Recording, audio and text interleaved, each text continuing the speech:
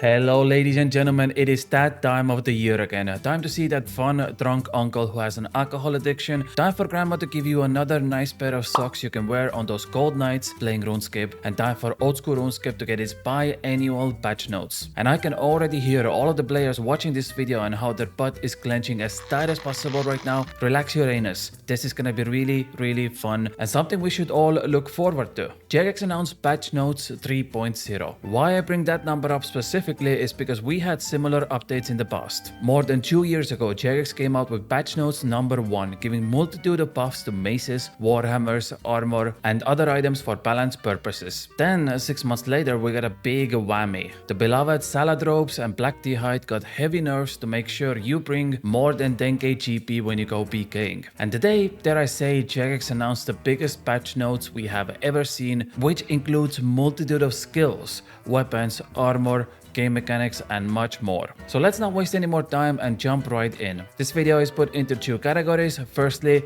let's talk about the 4 skills that are getting reworked and then dive into combat with NPC changes and weapon/armor changes. Feel free to jump around the video and choose whatever fits you the best. Let's start with skills because it's been long talked about topic that certain skills just don't pass the 2024 vibe check. First, we have agility, and the main priority for Jagex is to change the rooftop courses experience rates and requirements, because at the moment the difference between having a level 90 agility versus level 60 is not that much. And just to put it into perspective, currently you need to run almost 20,000 rooftop laps just to get level 99. Adding on top of the fact that you fail quite often during rooftop running, it just doesn't feel very satisfying. The 3 main things Jagex wants to fix is give more meaningful experience rates for agility, make shortcuts around kill and are more rewarding so that you would actually want to train your agility levels just to get to your bosses faster. I'm looking at you, Alchemical Hydra shortcut. And finally, Jagex wants to make overhaul to Brimhaven Agility Arena so it feels more in par with the current Hallowed Sepulchre minigame. The higher level you are, the more rewards you can obtain. The idea is to make Brimhaven course more competitive and high-end training compared to rooftops, which is more laid back. Also, there's been a few complaints lately that running in RuneScape just doesn't feel very good. We've all been through this. You make a new account, you start doing quests early on, you haven't quite unlocked all the teleports you need, so basically you have to run everywhere. But oops, your run energy depletes in a matter of seconds because your agility level is only 1. Since at the time of posting this video, Leagues 4 is at a full force right now, and people have started to notice one particular thing. It kinda feels good having infinite run. Not only that, we've also seen Infinite Run being implemented into minigames lately. Temporos, Guardians of the Rift, Giant's Foundry all had that option. The current goal for Jagex is to make sure that stamina potions still stay relevant in the game, but just how weight and agility levels interact with your run energy could be changed for the better. Hopefully this will make agility more enjoyable, but until then, every single lamp I gain in this game will go on agility. Next up we have thieving. Big problem with the skill is that despite it being fairly profitable and good experience per hour, the progression seems to be somewhat backwards. It doesn't really make sense that pickpocketing RD Knights, which is 55 thieving level, gives you better experience than something like pickpocketing Tsar, which is level 90 thieving requirements. The progression should be somewhat linear, and currently for most players, you don't really need to swap training methods until you get 99. You can just AFK at RD Knights. But do not worry, all of you juicy squirkers out there, keep on squeezing that hog and filling in Osman's addiction because that part will not change. Hopefully, pinky promise. For other changes related to thieving, Jagex finally wants to make Gloves of Silence useful. If you don't know, these gloves reduce you 5% chance to fail a pickpocket. The current problem is that once you complete medium RD diary, these gloves become completely useless because the 10% effect from the diary nullifies the gloves. Furthermore, the gloves break extremely fast, and for most players it's too much of an inconvenience to either swap out the gloves constantly every 10 minutes or keep repairing them. One fix would be to take away something from forestry. And I know, mentioning that you love forestry right now is like mentioning that you love Trump in many players' eyes. It is actually forbidden. By the way, if you hate Trump, subscribe to the channel. I'm a professional YouTuber, okay? If I'm not on my knees selling myself out for the cheapest purpose, What's even the point of making these videos?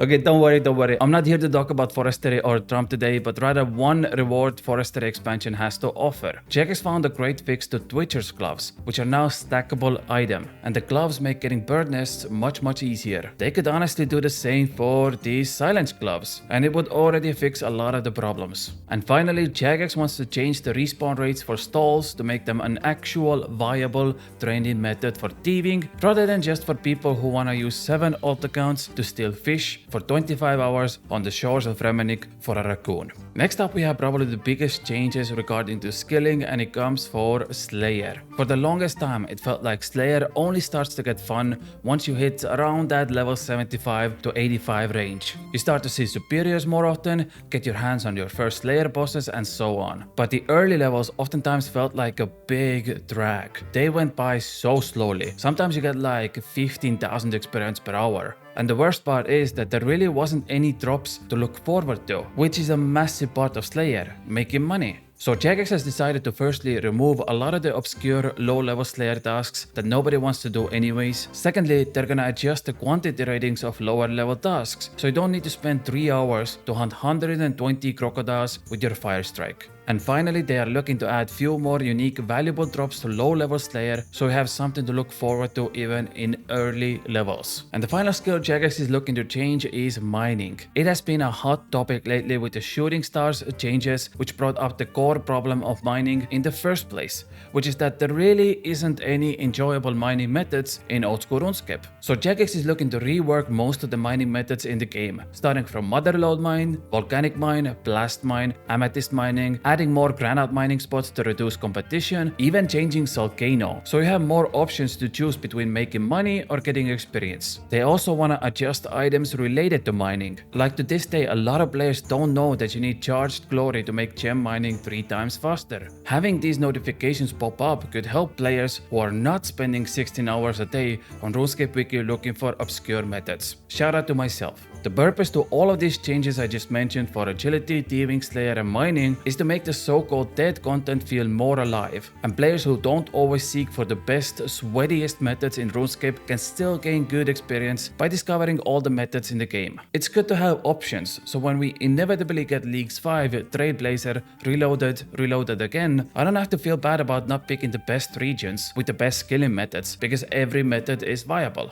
Okay, that was everything about skilling. Jagex is looking to make individual posts about every subject I just mentioned, so look out for those news posts in 2024. Now let's talk about the juicy part, which is combat. First and foremost, let's talk about NPCs, because Jagex has massive plans to overhaul a lot of the options to revive the content that you otherwise would never use. The entire purpose of this is to give monsters their actual weaknesses. In their own words, a good example of this is gargoyles, which are supposed to be weak to crush weapons, but in reality, if you use something like Abyssal Whip, you get pretty much the same DPS as you would with the same tier crush weapons. Well, now the idea is that you can still use the same Abyssal Whip on gargoyles if you want to, but if you bring the right style at the right place, you get slightly more damage per second. It doesn't neglect the current options, but picking the right thing at the right time benefits you more. This also means things like water spells giving you more max hits against fire giants, maybe even using heavy ballista against monsters with high defense, and so on. We've actually been able to explore this little bit in Leagues 4, where obscure weapons like Obsidian Maul,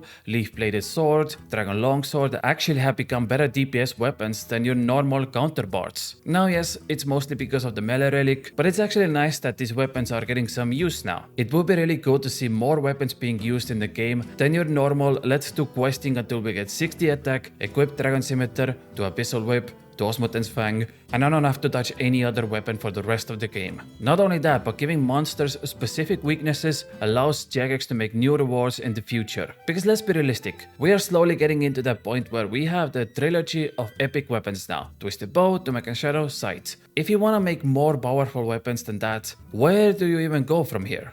Well, one way to do that is start nerfing and buffing current items to make room for new ones. Currently, it is clear that certain items like Osmoden's Fang are just too damn powerful. And honestly, you could equip that one single weapon and basically do any boss at any location if you want. Which, in my humble dumb YouTuber opinion, just doesn't seem very healthy. But to be honest, I had chocolate for breakfast, lunch and dinner today, so maybe I'm not the best person to talk about healthy choices. In any case, let's talk about those nerfs and buffs, and since we already mentioned the Fang, let's briefly go over what Jagex thinks about it. It is too goddamn strong.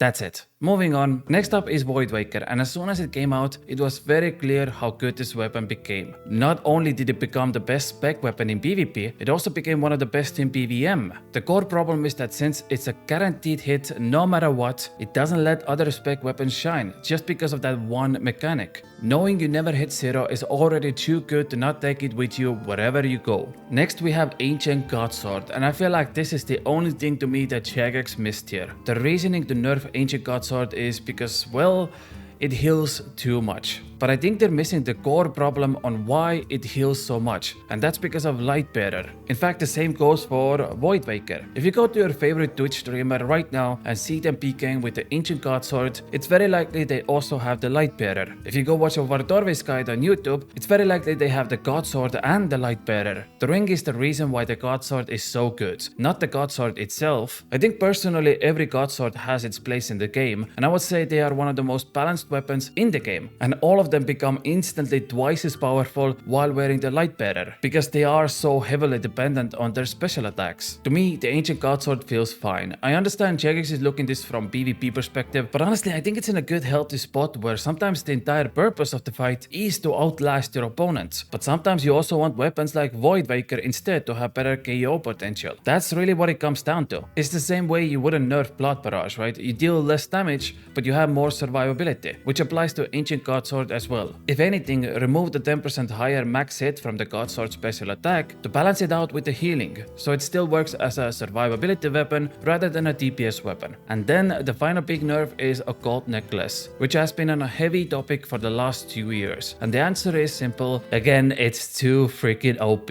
It doesn't make sense that a 500k GP necklace has same damage boost as full Ancestral, the Magus Ring and Major Inachu Cape combined. 5 items together give 10% damage boost versus one small necklace which gives the same amount. The idea is to bring down the power level of the necklace and distribute its power to other magic items. And that's it with the nerfs. Honestly, everything but the Godsword, all good options. I would have nerfed those items years ago by now. Okay, let's talk about buffs now. The big problem, like I mentioned before, is that early combat oftentimes feels very rough. You hit a lot of zeros, you don't have many options for weapons. What Jagex wants to do is adjust your hits from 1 to max hit rather than having 0 to max hits, which is gonna make the early combat a lot more bearable. Essentially, your lowest hit is always gonna be 1 at early levels. And finally, we have endgame weapons getting some love. Elder Maul is finally gonna feel like a mega rare item from Chambers, and this goes hand in hand with the NPC weaknesses I talked about before, where Elder Maul is supposed to feel like this massive, colossal, two-handed crush weapon, but currently it just doesn't. So once Jagex has more crush weaknesses to the game, this weapon is also gonna feel a lot better. It's already used inside Chambers, so hopefully we're gonna find uses for it outside as well. Next is Soribar Axe, and the idea is the same. The axe is supposed to feel like the most powerful two-handed weapon right now, but honestly it just doesn't feel good to always lose your stacks when you're swapping weapons. Sometimes you don't even get the healing effect back. So hopefully Jagex is looking to buff the Soribar Axe to make it feel better to use. And the very final item Jagex mentioned was the Sight. It's been in the background for years now because the item comes from the hardest raid, yet finds the least amount of use among the 3 best weapons in the game. Everybody loves Tumakun Shadow, everybody loves Twisted Bow, but you can't say the same about the Sight. It also doesn't help that if you use Sight yourself, you know how goddamn expensive it is to always charge it with blood runes. It gets hella expensive. And finally, it doesn't fit a lot of the bosses. The Sight requires a 3x3 monster with low defense and is weak to slash, which there are not that many out there. So look out for new bosses in the future that fit that criteria. The other big change is giving the weapon plus 15 slash accuracy. This is to combat against DPS weakness it offers compared to something like Fang. And finally, Jagex wants to reduce the upkeep cost of Sight, so one cost goes from 300 blood runes to 200 blood runes. And furthermore, you don't waste charges if you hit a 0, which is an absolutely amazing change on its own. This will finally put the sight back to being the best melee weapon in the game, which honestly it should be currently. And with the Osmoten's Fang nerfs coming in as well, sight will finally take its place back in the top 3 weapon slots in old school Runescape. And that's about it. This was just a brief overview of everything we should expect to see in 2024. Obviously there will be more detailed posts about every single subject I mentioned today individually. GX also wants to do beta testing for all the changes before they go live and finally get tons of feedback, so there is something to look forward for everyone. I, on the other hand, thank you so much for watching this video. If you enjoyed the content, make sure to subscribe and I'll see you all tomorrow with another video. I love you all very much. Bye.